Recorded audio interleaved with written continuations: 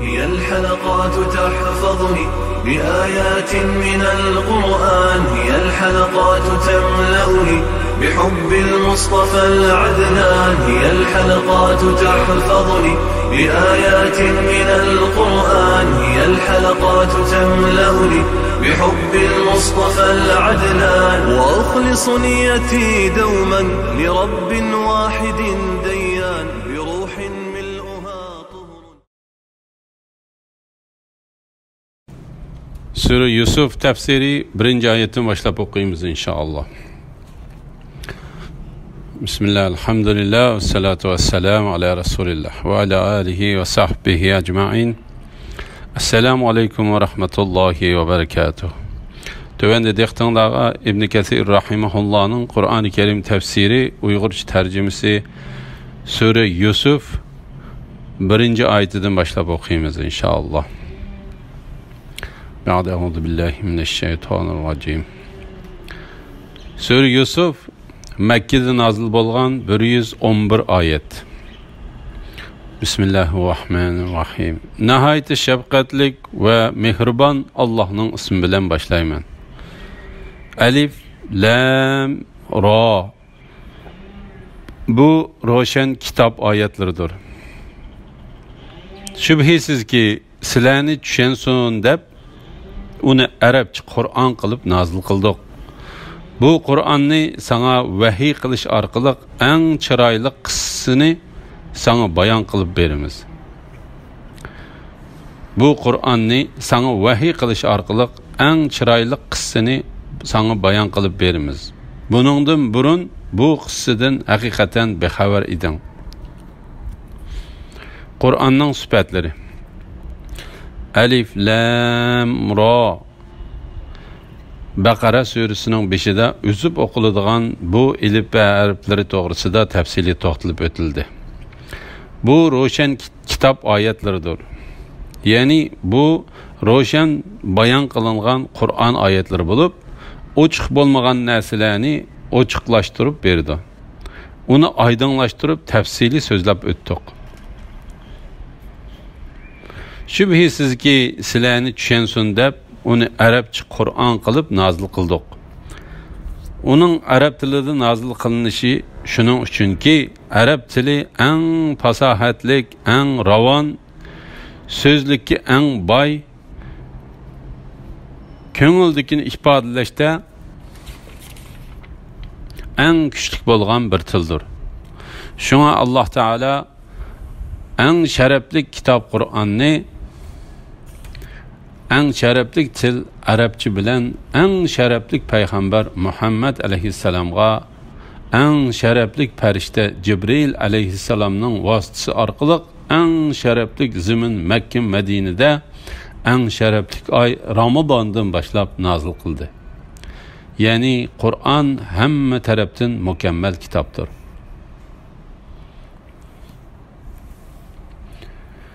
Şuna Allah Teala bu vaqtda mundaq dedi. Bu Qur'onni sana vahiy qilish orqali, ya'ni bu Qur'onni bizning sana vahiy qilganligimiz sababi bilan eng chiroyli qissani sana bayon qilib beramiz. Bu oyatning nazil bo'lish sababi. İbn Jarir bu oyatning nazil bo'lish sababi haqida Ibn Abbas radhiyallohu anhumaning mundaq deganligini rivoyat qildi. Sahobalar: "Ey Rasululloh, bizga qissa so'zlab bergan bo'lsang", dedi. Shuning bilan eng chiroyli qissani sana bayon qilib beramiz degan oyat nazil bo'ldi. O'z vaqtida Yusuf o'z otasiga: "Ey ota, men haqiqatan tushimda 11 yulduzning va oy bilan kunning menga sajda qilganini ko'rdim", dedi. Yusuf alayhissalomning tushi. Alloh taolo mundaq deydi: "Ey Muhammad sallallohu alayhi vasallam, qavminga Yusuf alayhissalomning qissasini so'zlab bergin. O'z vaqtida Yusuf alayhissalom otasiga ko'rgan tushini aytib berdi. Uning otasi Yaqub alayhissalomdir. Yaqub alayhissalom İshaq aleyhisselamның oğludur. İshaq aleyhisselam İbrahim aleyhisselamның oğludur. İbn Abbas radiyallahu anhuma mundaq deydi. Peygamberlerinin düşü vahiydir. Tafsirshunoslar bu tushga ta'bir verib mundaq deydi. 11 yulduz Yusuf aleyhisselamның qarindoshlaridan derak berdi. Ular Yusuf aleyhisselamdan başqa 11 o'g'il edi. Kun bilan ay uning otasi bilan onasidan derak berdi. Bu İbn Abbas, Zahhak, Qatade, Sufyan Savri ve Abdurrahman İbn Zayd qatorliqlardan rivoyat qilingan. Bu uçuş 40 yıldan keyin amaliyotda yuz bergan. Ba'zi tafsirshunoslar 80 yıldan keyin yuz bergan deb qaraydi. O uçuş Yusuf aleyhisselam ota-onasini o'zining podshohlik taxtiga o'ltirg'izgan qarindoshlari oldida qarab turgan chaqda amaliyotga aylandi. Ular shohlarga ta'zim qilish odati bo'yicha Yusufga sajda qilishdi. U: "Ey ota, mana bu burun kichik vaqtimda ko'rgan tushimning ta'biridir. O tushimni Robbim haqiqatan rostga chiqardi." Otasi, ya'ni Yaqub aleyhisselam: "Ey o'g'lim, tushingni qarindoshlaringga aytmagan. Sana suiqat qilib sanmasin. Şeytan insonga haqiqatan oshkora dushmandir" dedi. Yaqub aleyhisselamning shaytonning mikridan saqlanish uchun bu tushni maxfiy tutishga buyurilganligi. Alloh taolo bu oyatda Yaqub aleyhisselamning o'g'li Yusuf aleyhisselamga u ko'rgan tushini otasiga aytib bergan chaqda aytgan so'zidan xabar berdi. Bu tushning ta'biri Yusuf aleyhisselamga uning qarindoshlarining bosh egishi, qarindoshlarining uni haddidan ortiq cho'ng bilganlikdan uningga ehtirom bildirib va hurmatlab sajda qilishidan iboratdir. Yaqub aleyhisselam Yusuf aleyhisselamning o'z qarindoshlaridan birariga bu tushini so'zlab bersa, qarindoshlarining uningga hasadxo'rlikdan qasd qilib qo'yishidan qo'rqdi va Yusuf aleyhisselamga mundaq dedi: "Tushingni qarindoshlaringga aytmagan, sana suiqasd qilib sanmasin, ya'ni hiyla ishlatib sana ziyonkashlik qilib qolmasin." İmam Muslim Payg'ambar aleyhisselamning mundaq deganligini rivoyat qildi: "Agar sizlarning biringlar yaxshi tush ko'rsa, uni so'zlab bersin. Agar yomon tush ko'rsa, yana bir tarafiga o'rilib yotsin. Sol tarafiga 3 qitim tukursin. Alloh taologa sig'inib, shu tushning yomonligidan panoh tilsin. U tushni hech kimga so'zlab bermasin. Shundaq qilsa, u tush uningga hargiz ziyon solmaydi." İmam Ahmad, Abu Davud ve İbn Majah qatorliqlar Muaviya ibn Hayda Qusharidan rivoyat qilgan boshqa bir hadisda Payg'ambar alayhisalom mundaq degan: "Qushning putig'i esilib ko'rgan tushga ta'bir berilsa, u tush riyollikqa aylanmaydi. Agar uningga ta'bir berilsa, u riyollikqa aylandi."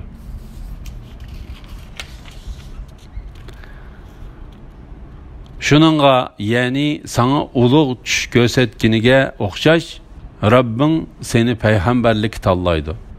Sana tush ta'birini bildirdi. Ajdodlaring İbrahim, İshaqlarga ilgari Alloh o'zining ulug' ne'matini berganidek, sanamı Yaqub avlodiga o'zining ulug' ne'matini berdi. Shubhisiz ki Robbing o'z marhamatiga kimning loyiq ekanligini obdan bilguchidir. Hikmat bilan ish qilguchidir. Yusuf aleyhisselamning tushga ta'bir berdiganlik. Alloh taolo bu oyatda Yaqub aleyhisselamning o'g'li Yusuf aleyhisselamga Robbing seni tanlab bu yulduzlar bilan kun va oyni sana sajda qildirib tush ko'rsatdi deganligini bayon qildi. Shuningga, ya'ni sana ulug' tush ko'rsatganiga o'xshash Robbing seni payg'ambarlik tanlaydi. Sana tush ta'birini bildirdi. Seni payg'ambar qilib avatidi va sana vahiy qilish bilan ajdodlaring İbrahim, İshaqlarga ilgari Alloh o'zining ulug' ne'matini berganidek sanamu Yaqub avladıgımı özünün ulug' ne'matini berdi. Şübhəsizki Rabbin öz merhametiga kimning loyiq ekanligini obdan bilguchidir. Hikmat bilan ish qilguchidir. Ya'ni Alloh taolo payg'ambarlikni kimga berdiganligini obdan biladi.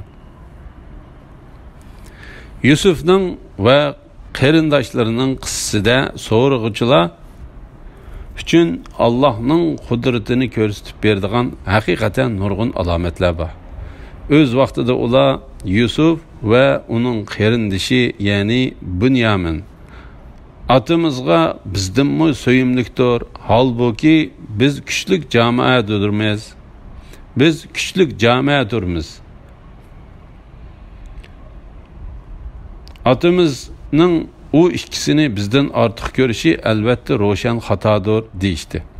Ular Yusufni o'ltirib etinglar yoki uni yiroq bir chet joyga tashlab etinglar. Shu chaqda otanglarning muhabbati sizlarga qoladi. Bu gunohdan keyin tavba qilib yaxshi odam bo'lib ketsizlar deyishdi. Ulardan biri so'z qilib, Yusufni o'ltirmanglar. Agar uni otasidan yiroq qilmoqchi bo'lsanglar, uni quduq tashlab etinglar. Uni yo'ldan o'tgan karvon ilib olsin dedi. Yusuf alayhissalomning qissasi va uningdagi ibratlar. Alloh taolo mundaq deydi.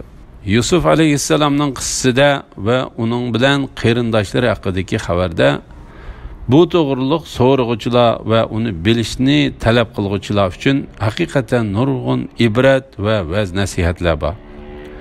U ajoyib xabar bo'lib, uni xabar qilish haqliqdir. Öz vaqtida ular Yusuf va uning qarindoshi, ya'ni Bunyamin otimizga bizdanmi so'yimlikdir. Ya'ni ular o'ylig'ini bo'yicha qasam qilishib, Alloh taolo bilan qasamki, Yusuf va uning bir onadan bo'lgan qarindoshi Bunyamin albatta otimizga bizdanmi so'yimlikdir. Halbuki biz kuchlik jamoadirmiz. Ya'ni biz bir jamoatdirmiz. Bu ikki odam qandoqmi bir jamoatdan o'ta suyimlik bo'lsin? Otimizning u ikkisini bizdan ortiq ko'rishi albatta ro'shan xatodir deyishdi. Ya'ni otimizning u ikkisini bizning oldimizga qo'yishi va bizdan ortiq yaxshi ko'rishi albatta xatodir deyishdi. Ular Yusufni o'ltirib etinglar yoki uni yiroq bir chet joyga tashlab etinglar. Shu chaqda atanglarning muhabbati sizlarga qoladi. Ular atanglarning muhabbatining sizlarga kelishi uchun atanglarning muhabbatini sizlardan tortib olgan bu odamni atanglarning ko'z oldidan yo'qitib etinglar. Uni o'ltirib etish yoki yiroq bir joyga tashlab etish bilan uningdan qutulasizlar va sizlar atanglarning muhabbati bilan qolasizlar deyishdi. Bu gunohdan keyin tavba qilib yaxshi odam bo'lib ketsizlar deyishdi. Ulardan biri so'z qilib Qatada va Muhammad ibn Ishaq so'zni qilg'uchi ularning hammadan cho'ngi bo'lib, uning ismi Robil edi dedi. Suddi u so'zni qilg'ini Yahzadur dedi. Mujahid u Shamun Safadur dedi. Yusufni o'ltirmanglar, ya'ni uni o'ch ko'rish va yomon ko'rish sizlarni uni o'ltirishga elib bormasin dedi. Ularga uni o'ltirib etishga hech qanday sabab yo'q edi. Chunki Alloh taolo uningdan o'tgan, uningga payg'ambarlik bilan vahiy qilish. Chunki Alloh taolo uningdan kutgan, uningga payg'ambarlik bilan vahiy qilish, uni Misr zamoniga ega qilish va podshoh qilish qatorliq ishlar cho'qim ijro qilindi va amil yelishidi. Alloh taolo Robbilning so'zi bilan ularni Yusufni o'ltirishdan yondirdi. Ular Yusufni Robbilning ko'rsatmasi bilan quduqqa tashlab etdi. Uni yo'ldan o'tgan karvon ilib olsin dedi. Ya'ni uni yo'ldan o'tgan yo'lovchilar ilib olsin. Bunun bilan sizlar uningdan qutulasizlar. Uni o'ltirishning hojati yo'q. Agar uni otasidan yiroq qilmoqchi bo'lsanglar, ya'ni agar aytganinglarni qilishga niyat qilsanglar, uni quduq tashlab etinglar. İbn Abu Hatem Salima ibn Fazil'den Muhammed ibn İshaqning mundaq deganligini rivoyat qiladi. Ular haqiqatan sil rahmini uzish, ota-onasini qoqishtish, hech gunohi bo'lmagan, eg'izidan ona suti purab turadigan narsida bolaga mehr shafqat qilmaslik, hurmatga sazovar, fazilat egisi bo'lgan, yashinib qolgan odamga hurmat qilmaslik qatorliq cho'ng gunoh ishni qilishga birlik keldi. Uning xatiri Alloh taolaning dargohida nihoyat cho'ngdir. Ota-onasini hurmat qilish farzandlarning majburiyatidir. Shundaq turuqliq ular otasining yashinib, ko'nglining nozuklashib ketganligiga qaramay, bola bilan uning so'yimlik otasining orasini ayirib etdi.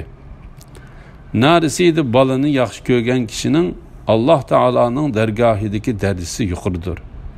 Ular ojiz, yesh kichik, ota-onasining mehr shafqatiga va muhabbatiga muhtoj bo'lgan bir kichik bolani otasidan ayirib etdi. Alloh ularni mag'firat qilsin. Alloh taolo eng marhamatli zotdir.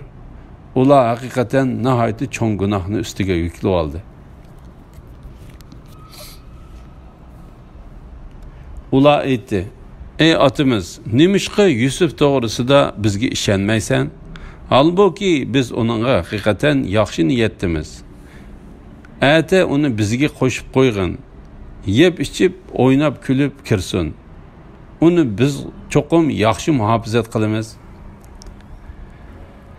Qarindoshlarining Yusuf alayhissalomni sirtqa elib chiqishga ruxsat so'raganligi. Ular o'zlarining cho'ng qarindoshi Robinning ko'rsatgani bo'yicha Yusuf alayhissalomni elib chiqib, uni quduq tashlab etishga birdek kelishgandan keyin otasi Yaqub alayhissalomning qishig'iga kirib mundaq deydi: "Nimishqa Yusuf to'g'risida bizga ishonmaysan? Halbuki biz uningga haqiqatan yaxshi niyatdamiz." Bu bir safsata va quruq da'vo bo'lib, otasining uni yaxshi ko'rganligiga dillarida hasad qilganliklaridan uning dal aksini qilmoqchi bo'ldi. Ati uni bizga qo'shib qo'ygin, ya'ni uni biz bilan avatgin. Yeb ichib o'ynab kulib kirsin. Ibn Abbas bu oyatni mundaq tafsir qildi: Yugurib o'ynab ko'ngli ichilib kirsin. Qatada, Zahhak, Suddi va boshqalarmi shuningga o'xshash dedi. Uni biz cho'qim yaxshi muhofazat qilamiz. Ular: "Biz uni qo'g'daymiz. Sen uchun yaxshi muhofazat qilamiz" deydi. Yaqub: "Uni, ya'ni Yusufni elib ketsanglar, rostli xotirjam bo'lolmayman. Sizlar g'aflat qilib uni bo'ri yeb qo'yishdan ansirayman" dedi. Ular: "Biz kuchlik bir jamoat turug'liq. Uni bo'riga yegizib qo'ysak, u chaqda biz albatta ziyon tortquchilardan bo'lamiz-da" dedi. Yaqub alayhissalomning javobi: Alloh taolo o'zining payg'ambari Yaqub alayhissalomning o'z o'g'illariga ular otasidan Yusuf alayhissalomni o'zlari bilan sahrodagi o'tloqqa elib chiqishga ruxsat qilishni so'raganda javoban mundaq deganligidan xabar berdi: "Uni, ya'ni Yusufni elib ketsanglar, rostla xotirjam bo'lolmayman. Ya'ni sizlar uni elib ketgan vaqt ichida uningdan ayrilish menga ig'ir keladi." Yaqub alayhissalomning mundaq deyishi uning Yusuf alayhissalomni haddidan ziyoda yaxshi ko'rganligi, uning katta yaxshilik, payg'ambarlik, yaratilish va axloq jihatdagi kamolat qatorliq alomatlardan derak berganligi uchundir. Alloh taolaning salomi va marhamati uningga bo'lsin. Sizlar g'aflat qilib uni bo'ri yeb qo'yishdan ansirayman. Yaqub alayhissalom: "Sizlar o'qiya etish, mollaringlarga qarash qatorliq ishlar bilan bo'lib ketib, uning bilan koringlar bo'lma qilib, sizlar diqqat qilmagan chaqda uni bo'ri yeb qo'yishidan qo'rqaman" dedi. Ular otasidan bu so'zni anglab, uni Yusufga qilmoqchi bo'lgan qasdlari uchun bano qilmoqchi bo'ldi. Ular atısıga şu vaqtning o'zida javob berib mundaq dedi. Biz kuchlik bir jamoat ruhliq, uni bo'riga yegizib qo'ysak, u chaqda biz albatta ziyon tortquchilardan bo'lamiz. Ular biz bir top kishi tursak, agar bo'ri uningga hujum qilib, uni oramizdan yeb ketib qolsa, u chaqda biz albatta halok bo'lg'uchilar va ojiz kelib qolgan kishilar bo'lib qolamiz deyishdi.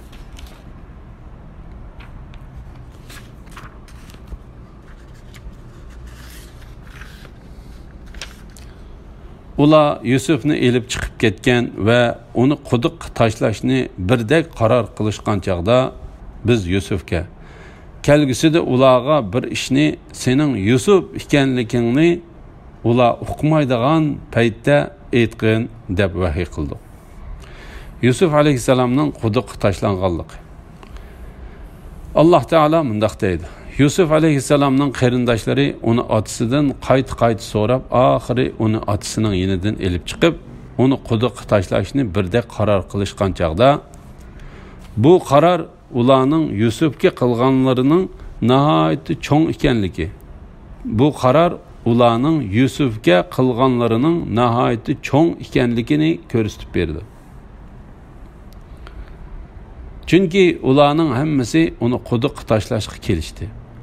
Otasining oldida uni hurmat qiladiganligini, uningga quchoq ochadiganligini va uningga xo'shallik bag'ishlaydiganligini izhor qilish orqali uni otasining yinidan elib chiqishdi.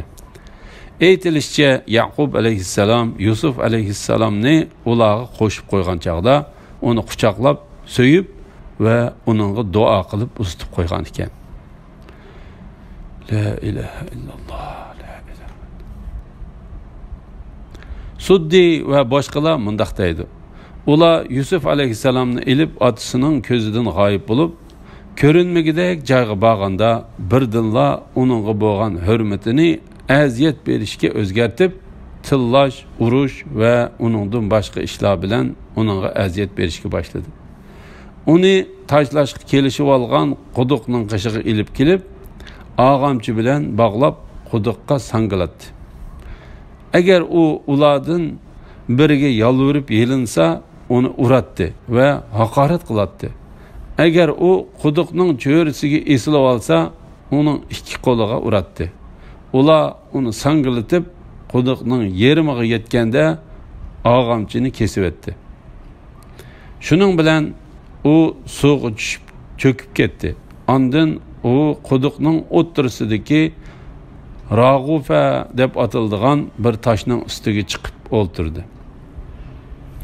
Biz Yusufga kelgisida ularga bu ishni sening Yusuf ekanligingni ularga uqmaydigan paytda aytqin deb vahiy qildik. Alloh taolo o'zining mehr shafqatini, marhamatini va qiyin holatda osonlikni tushiradiganligini eslatib, Yusuf alayhissalom shu qiyin ahvolda qolgan chaqda uning ko'nglining tasalli tepishi va xotirjam bo'lishi uchun mundaq vahiy qilganligini bayon qildi.